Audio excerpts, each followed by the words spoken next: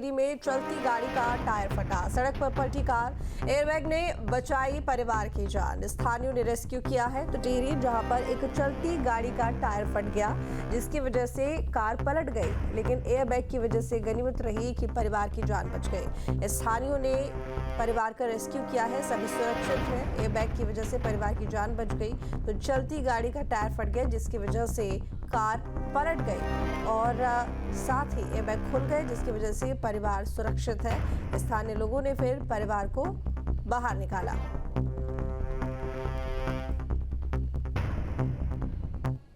तो तस्वीरें आपको दिखा रहे हैं दुर्घटना के बाद की, जिसमें कार पलटने की ये तस्वीर। और कार इसलिए पलटी क्योंकि टायर फट गया था। हादसा काफ़ी बड़ा, लेकिन सबसे बड़ी बात यहाँ पर ये रही कि इस बड़े हादसे में भी सभी सुरक्षित हैं। एयरबैग खुलने की वजह से, एयरबैग की वजह से सभी सुरक्षित हैं और ग्रामीणों ने, स्थानीयों ने इन लोगों को रेस्क्यू किया, गाड़ी से बाहर निकाला।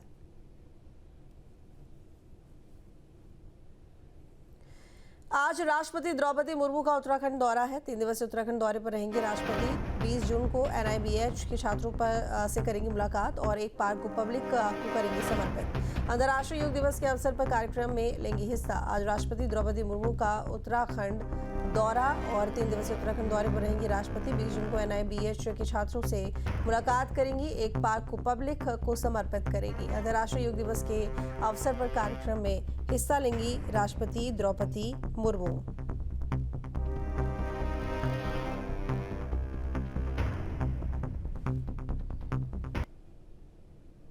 कोटद्वार से बड़ी खबर। GMOU में घोटाले का मामला, 2.5 करोड़ के घोटाले का पर्दाफाश। फर्जी बिल बनाकर किया गया करोड़ों का गबन। GMOU के पूर्व अध्यक्ष समेत 9 कर्मचारी गिरफ्तार किए गए हैं। बड़ी जानकारी कोटद्वार से, जहां पर GMOU में घोटाले का मामला और 2.5 करोड़ के घोटाले का पर्दाफाश किया गया है। फर्जी बिल बनाकर करोड़ों का गबन किया गया। GMOU के पूर्व अध्यक्ष समेत 9 कर्मचारी इस घोटाले में गिरफ्तार किए गए हैं।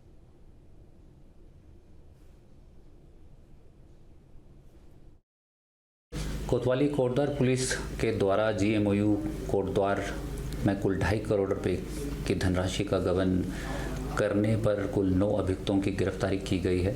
GMOU के प्रेजेंट प्रधान सचिव के द्वारा ये शिकायत दर्ज करवाई गई थी कि पूर्व के जितने ऑफिशियल होल्डर्स थे GMOU में, उनके द्वारा फर्जी दस्तावेज बनाते हुए, फर्जी बिल, वाउचर्स इत्यादि तैयार करते हुए कुल 2.5 करोड़ रुपए की धनराशि का गबन किया गया है, जिसमें मुकदमा पंजीकृत करते हुए साक्ष्य इकट्ठे किए गए और जांच में ये पाया गया कि इनके द्वारा कुछ फर्जी बिल्स इत्यादि लगाते हुए कुल 2.5 करोड़ रुपए की धनराशि का गबन किया गया है। जांच करने के उपरांत कुल 9 अभियुक्तों की इसमें सहभागिता पाई गई और इन 9 अभियुक्तों की गिरफ्तारी हमारी टीम्स के द्वारा की गई है। देहरादून में धामी कैबिनेट की बैठक में 4 प्रस्तावों पर मुहर लगी है। मीटिंग में ISBT वॉल पर सुंदरीकरण के काम को मंजूरी मिल गई है और इसके अलावा उप निबंधक ऑडिट का एक पद सृजन करने का प्रस्ताव पास हुआ। अगले 5 साल के लिए इस पद को भरा जाएगा। पशुपालन विभाग में अब सामान्य जाति के कर्मचारियों को भी सब्सिडी मिलेगी।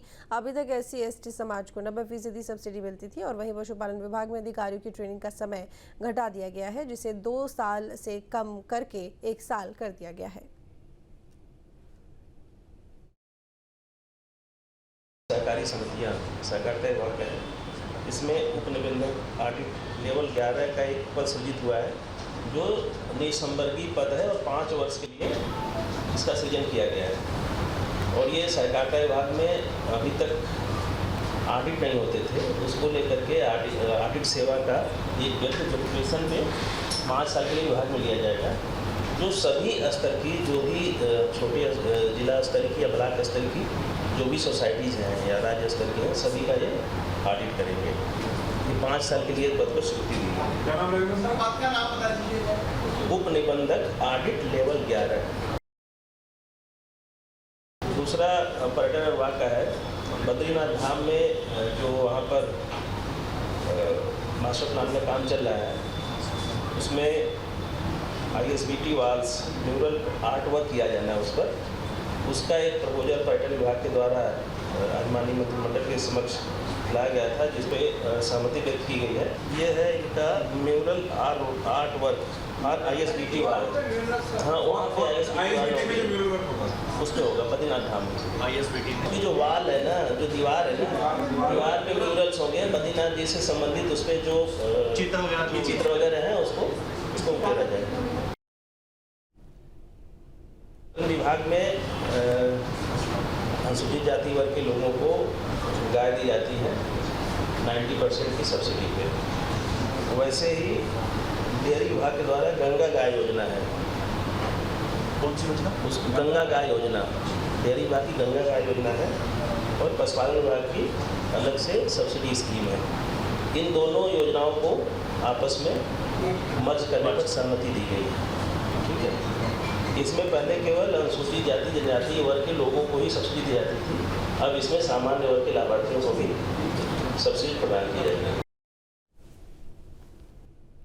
सांस्कृतिक नगरी अल्मोड़ा में वरिष्ठ पत्रकार और साहित्यकार नवीन बिष्ट के काव्य संग्रह भोर का लोकार्पण हुआ और रामकृष्ण मिशन के अध्यक्ष स्वामी ध्रुवेशानंद महाराज ने काव्य संग्रह का लोकार्पण किया। इस दौरान स्वामी ध्रुवेशानंद महाराज ने नवीन बिष्ट की तारीफ करते हुए कहा कि नवीन बिष्ट उत्तराखंड के वरिष्ठ साहित्यकारों में गिने जाते हैं। उनकी काव्य रचना अपने आप में अनूठी है। वो देवभूमि का सुंदर चित्रण कर अपनी काव्य रचना में उसे जीवंत कर देते हैं।